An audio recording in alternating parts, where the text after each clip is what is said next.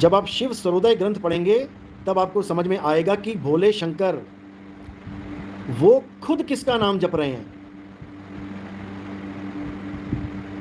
क्योंकि उसमें पार्वती जी के साथ वार्तालाप है। पार्वती जी सवाल पूछ रही हैं कि हे महादेव, पूरे संसार में ऐसा कोई नहीं दिखाई देता जो आपसे ऊपर हो, लेकिन फिर भी आप युगों युग तपस्या किसके नाम की करते रहते हो? सब आपको याद करते हैं, आप किसको याद करते हो? आंख बंद करके बैठ जाते हो और इतना इतना साल लग जाते हैं, आप किसको याद करते रहते हो? मुझे उसका नाम बताओ। तब आप पढ़ेंगे उस ग्रंथ में कि भोले शंकर क्या कहते हैं।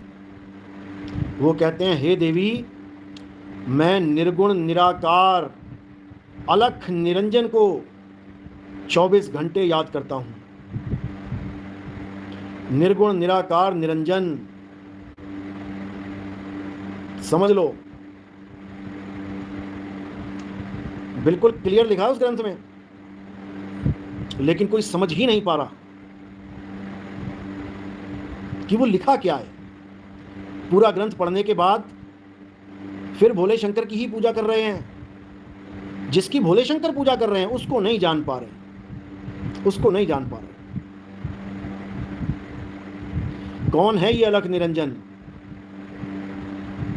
गोरखनाथ के मुंह से सबसे ज्यादा सुना होगा आपने, अलख निरंजन। लेकिन कौन है ये अलख निरंजन? इसकी कभी फोटो लेने जाओ मार्केट में, कभी इनका कैलेंडर लेने जाओ मार्केट में, धार्मिक ग्रंथों की, जहां पे धार्मिक ग्रंथ मिलते हैं वहां जाकर उनको पूछो कि मुझे अलख निरंजन की फोटो दे दो, मुझे अलख निरंजन का कैलेंडर दे दो। ये अलख निरंजन कौन है, इनके माँ बाप कौन है, इनके बेटे, इनकी वाइफ कौन है, मुझे इसकी जानकारी दे दो। एक भी नहीं दे पाएगा, एक भी नहीं दे पाएगा। और जब तक तुमने अलख निरंजन को नहीं जान लिया तब तक तुम्हें कल्कि अवतार का आने का कारण समझ ही नहीं आ सकता। समझ लो। उसके बाद बच्चे से बालक बनता है, बालक से जवान बनता है, जवान से अधेड़ उम्र का बन जाता है, और अधेड़ से बूढ़ा हो जाता है।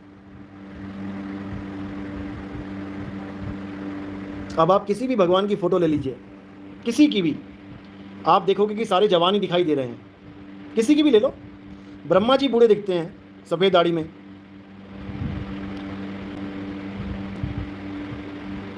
अब सोचो कि क्या ब्रह्मा जी डायरेक्ट बूढ़े ही अवतार ले लिया उन्होंने?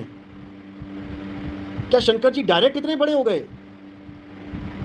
क्या विष्णु जी डायरेक्ट नाग की शैया पे लेटे हैं? जवानी वाली फोटो देख रहे हो आप।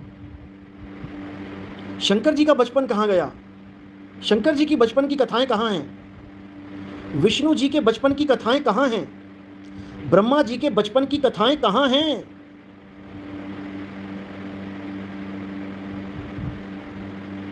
जब ब्रह्मा जी बूढ़े हो गए इसका मतलब कभी वो जवान थे, कभी वो बच्चे भी थे। लेकिन तुम्हें नहीं पता, तुम्हें नहीं पता कि भोले शंकर जब बच्चे थे तो उनके साथ क्या क्या हुआ था। तुम्हें नहीं पता। तुम्हें बस इतना बता दिया गया कि भोले शंकर ही भगवान हैं, वही महाकाल हैं, कालों के काल हैं, महाकाल हैं। तुम्हें यह बता दिया गया और तुमने मान लिया। अगर तुम्हें उनके बचपन की स्टोरी सुना दी जाए तो तुम चक्कर में पड़ जाओगे कि ये क्या हो रहा है, चक्कर में पड़ जाओगे कि ये तो हमें किसी ने बताया ही नहीं कि ब्रह्मा जी, विष्णु जी और महेश जी कहां से इस दुनिया में आए। आप हैरान हो जाओगे उनकी स्टोरी सुन के। और ये हम सुनाएंगे, पूरा ग्रंथ दिखाएंगे जहां पे ब्रह्मा, विष्णु और महेश जी को पैदा किया गया है, उसके बाद उनके साथ क्या क्या बातें हुई हैं, उनकी माता जी के साथ माता ने तीनों बच्चों को क्या क्या समझाया, क्या क्या बताया, क्या क्या काम सौंपे, ब्रह्मा जी को क्या काम सौंपा, विष्णु जी को क्या काम सौंपा, शंकर जी को क्या काम सौंपा, सब बताया गया उसमें।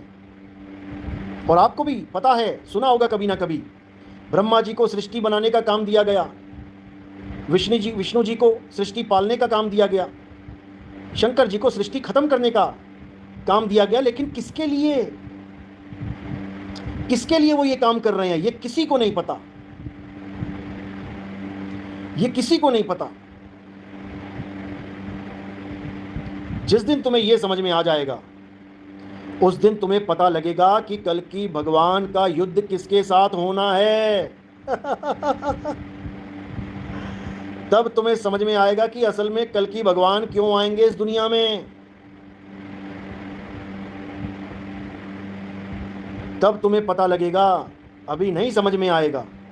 अभी तो तुम्हें यही नहीं पता कि तुम पूजा किसकी कर रहे हो। तुम सोच रहे हो मैं कृष्ण जी की पूजा कर रहा हूं, तुम सोच रहे हो मैं शंकर जी की पूजा कर रहा हूं, तुम सोच रहे हो मैं गणेश जी की पूजा कर रहा हूं, तुम सोच रहे हो मैं इंद्रदेव की पूजा कर रहा हूं, तुम सोच रहे हो मैं किसी बाबा जी की, गुरु जी की, ऋषि मुनि की पूजा कर रहा हूं। ऋषि मुनियों के नाम पे दुनिया भर के आश्रम खुले हुए हैं, दुनिया भर के मंदिर खुले हुए हैं। कोई ना कोई किसी ना किसी रूप की पूजा ही कर रहा है। तुम्हें कभी पता ही नहीं लग सकता कि तुम पूजा कर किसकी रहे हो। क्योंकि जिसको तुम कृष्ण जी मान रहे हो वो कृष्ण जी हैं ही नहीं, जिसको तुम राम जी मान रहे हो वो राम जी हैं ही नहीं, जिसको तुम शंकर जी मान रहे हो वो शंकर जी हैं ही नहीं। अभी तुम्हें नहीं समझ में आएगी मेरी बात, लेकिन धीरे धीरे अगर हमारे सत्संग सुनना शुरू कर दोगे, धीरे धीरे विवेक जगाना शुरू कर दोगे, तब तुम्हें मेरी एक एक बात समझ में आने लग जाएगी।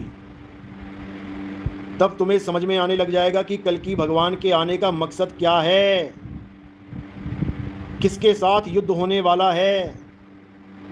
तुम्हें हर बात समझ में आने लग जाएगी। अभी नहीं आएगी, अभी नहीं आएगी। कब आएगी? हमारे सत्संग आप सीरियल वाइज सुनना शुरू कर दो।